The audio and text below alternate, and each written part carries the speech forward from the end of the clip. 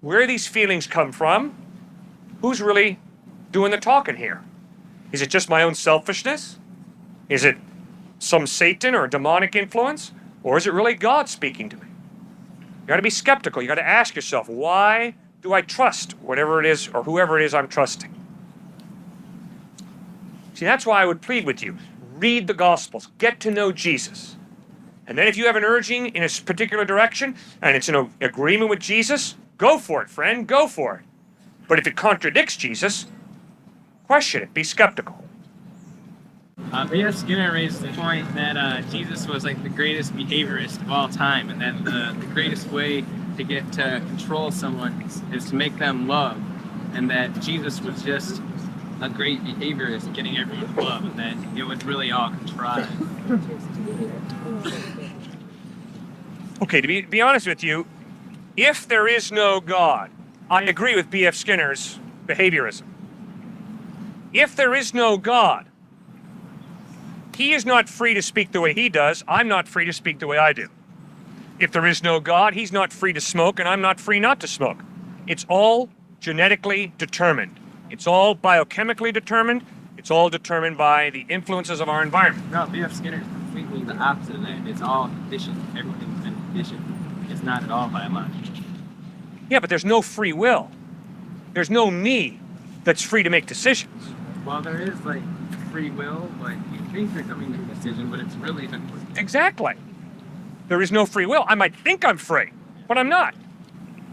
And I think B.F. Skinner's right. If there is no God. If there is no God, you don't love a woman.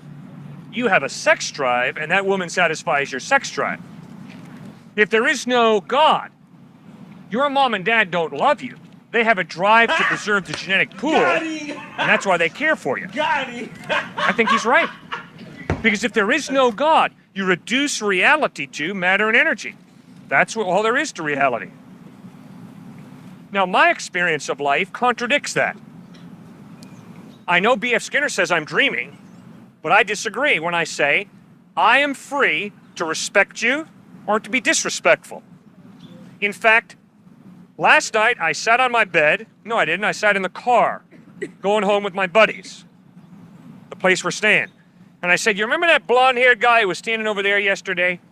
Remember how intense I came on to him? That was really wrong of me. And if he's out here again today, I'm going to have to apologize to him. See, I am capable of self-reflection, self-judgment. So you think? I'm convinced. What do you think? I don't know. It's too. I've like thought about it too much. It's like too complicated. I thought maybe we could set every light on. All right, here. How's this? I walk up to him, haul back, and smack him in the face. I turn to you and say, man, I had to do it. Do you believe me? Thank you. There's plenty of people that were living and died before Jesus, so what? Does everyone say do you believe they went to hell or what? Or do you believe what? Difficult, excellent question. What about those people who never had the opportunity to hear about Jesus? Right, if he died for everyone's sins, you know? Great question. I do not know specifically how God will judge those who never heard about Jesus because Jesus never specifically answered the question. And obviously my knowledge is limited to what Jesus said. But Jesus makes 5 points that apply to your excellent question. First point, Jesus insisted that God's character is just. Because of that, nobody's getting ripped off. No one's going to be judged unfairly because God, the judge, is just. So they couldn't have went to hell then, if that's true. All right? Second point, Jesus insisted the only reason people go to hell is because they choose to live their life separate from God. In other words, no one's going to hell because they didn't hear about Jesus. No one's going to hell because of lack of information. Nobody. The only reason people go to hell is because they choose to live their life separate from God. And on the day of judgment, God will grant their request, and they'll spend eternity separate from him because that's what they asked for. Third point, in Hebrews chapter 11 in the New Testament, we have a partial list of people who will be in heaven who never heard the word Jesus. They lived hundreds of years before him. But these people in humility put their faith in God. God, I don't know how you're going to do it, but I'm trusting you with my life. Abraham, Isaac, Jacob, Moses, Rahab, a Gentile prostitute are 5 examples of this.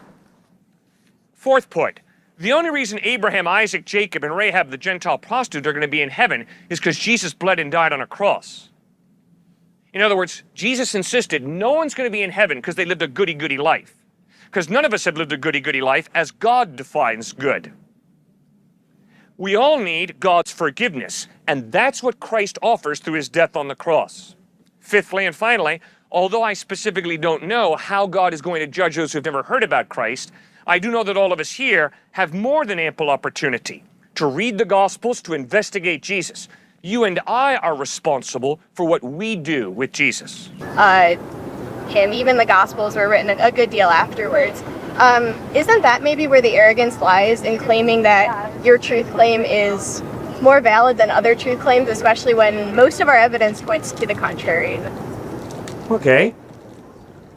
What's the gap between when Jesus lived, taught, died, and rose from the dead, and the first documents that were written? The gap is about 20 to 60 years. So you've got Paul writing Galatians and Philippians and 1st and 2nd Corinthians in the late 40s, early 50s, mid 50s, late 50s AD. So that's 20 to 30 years after the events. Ma'am, there is nothing from antiquity that even comes close to that kind of gap. The gap between the events that Herodotus, the Greek historian, wrote about is hundreds of years. That's true, but we don't take what Herodotus said at face value. A lot of Herodotus is actually just literature that we take and go, oh, that's interesting, but don't really glean history from. Yeah, and Julius Caesar's Gallic Wars. Good history. Again, we don't place unlimited faith in those writings, though. It just seems odd to me when you approach something like the Gospels that are no more reliable than something like Herodotus, that you would ask people to place absolute faith in something. No. Fallible. None of us has absolute faith. Who here has absolute faith? All of us struggle with doubt. Nobody has absolute faith. I've never met anybody who has absolute faith. It's a question of what does the evidence point to? And the evidence clearly points to the historicity of Jesus of Nazareth. And it's based on the Gospel's historical reliability. Now, how do you determine historicity? For myself, I've got 4 tests. If you don't like my 4 tests, no problem. Come up with your own tests. But just be consistent as you look at all of history. My 4 tests are internal consistency, literary style, archaeological evidence, and manuscript evidence. First test, internal consistency, meaning by that, are there contradictions within the text that point to massive confusion on the part of the authors? No. When you read Matthew, Mark, Luke, and John, you'll discover a tremendous internal harmony. Consistency. Second test, literary style. Is the literary style of the document once upon a time in the land of Nod, Wynken, Blynken, and Odd took a boat ride? Well, that's obviously fairy tale, once upon a time. No, the Gospels are not once upon a time. The Gospels are, at this time, in this place, with these people around, Jesus said this, he did that. It reads like the New York Times, the LA Times. It's clearly historical narrative. That's the literary genre. Third test, archaeology. Are we talking about Jesus being born in the island of Atlantis and playing with Mickey Mouse and Elmer Fudd? No.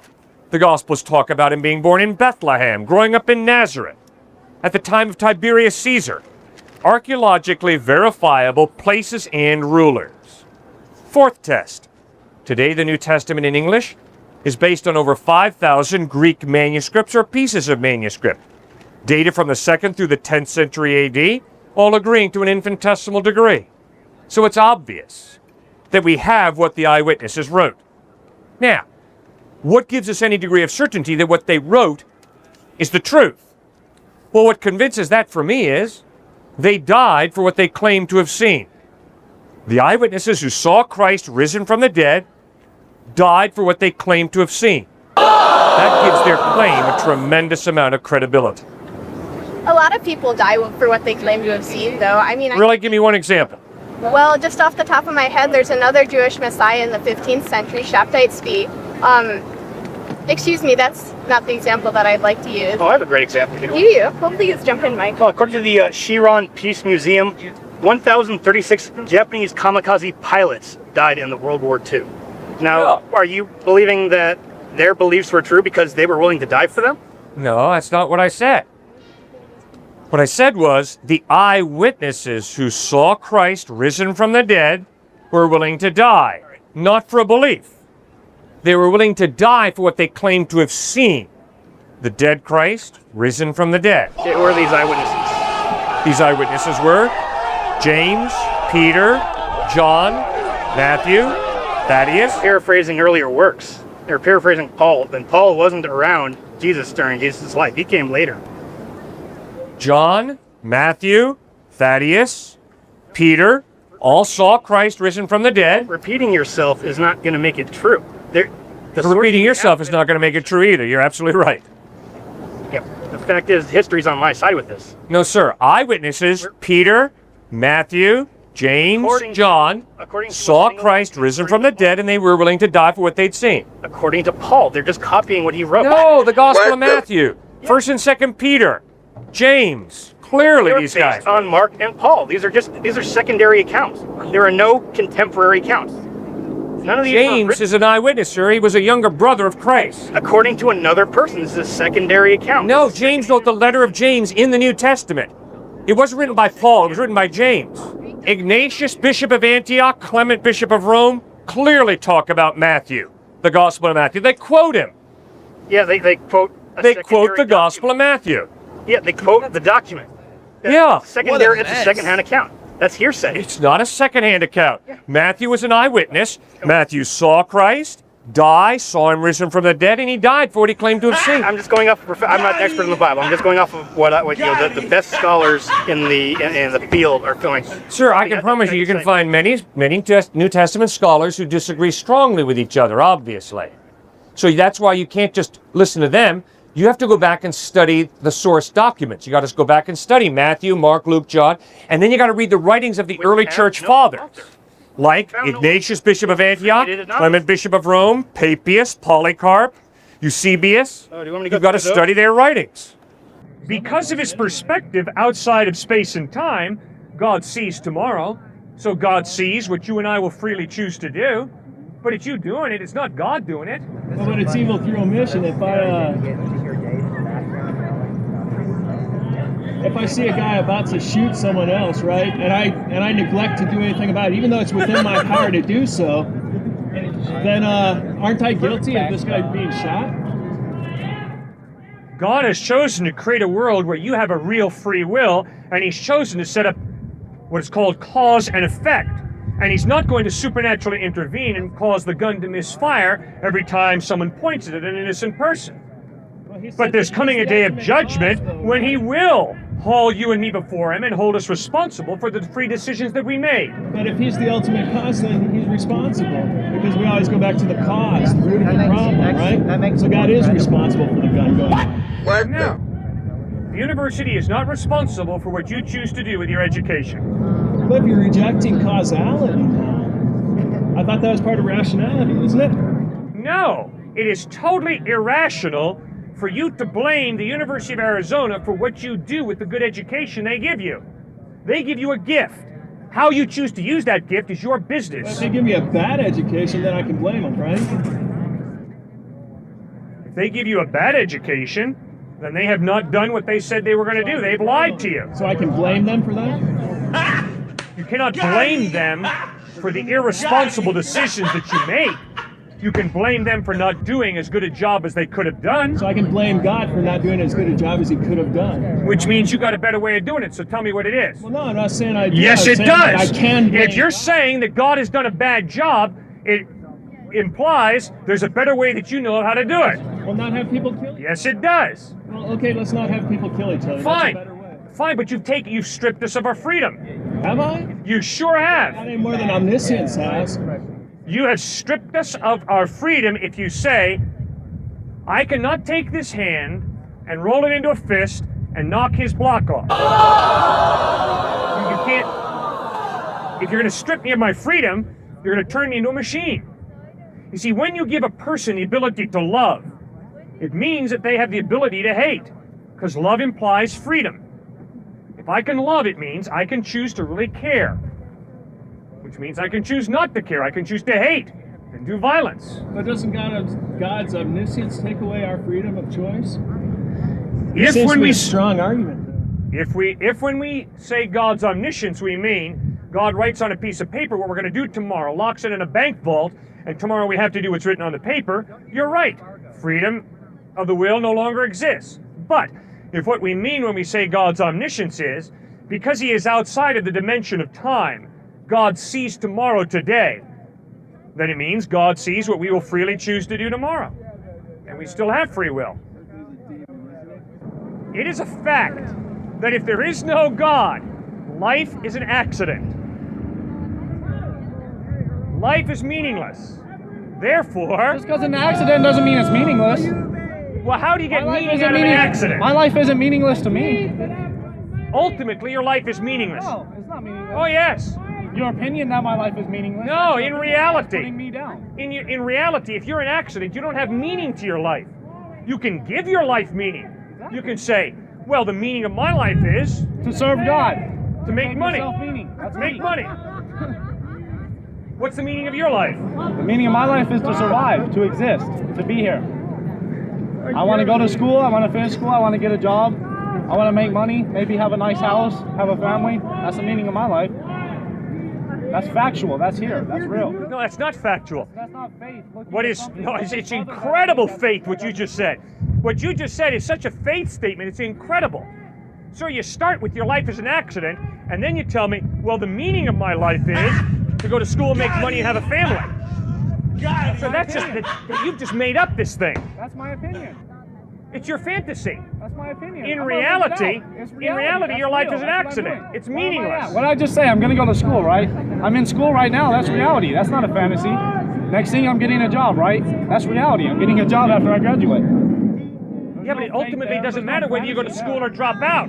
It ultimately doesn't matter whether you steal money or work and make money. You just create your own meaning. But why is there? Why is So there no Hitler meaning? creates his meaning, Stalin creates his meaning, Mother Teresa creates her meaning. It's all relative. It's all Why does that make subjective. it meaningless? Why does that make it meaningless? Come on, you guys. Because I don't Think serve God. My life is consistently. Think consistently. Because I don't serve God, my life is meaningless. Is that what No, you're it's saying? not what I said.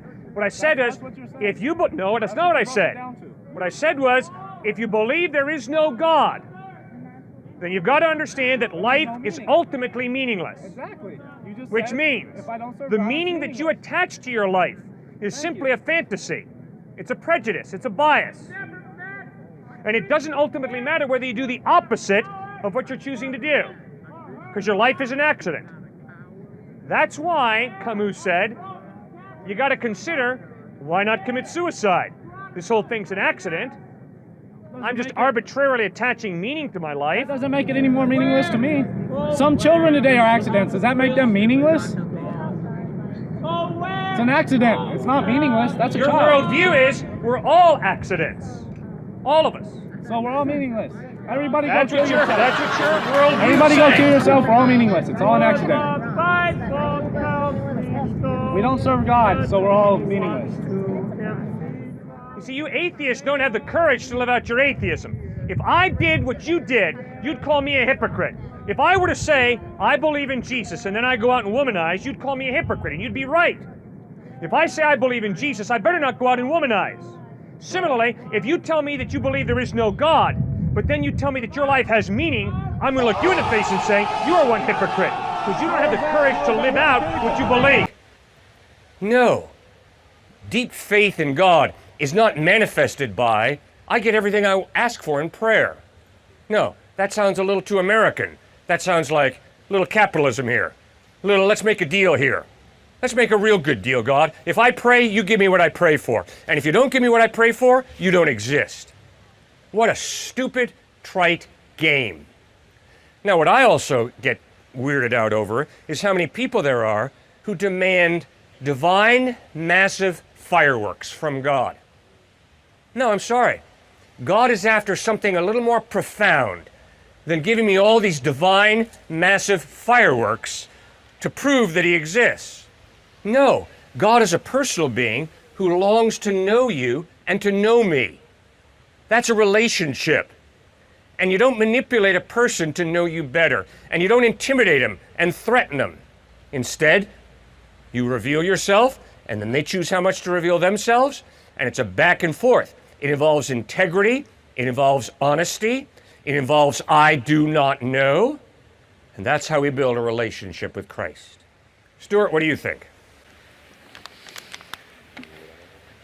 To build a relationship with Christ, it takes a lot of time and community as well.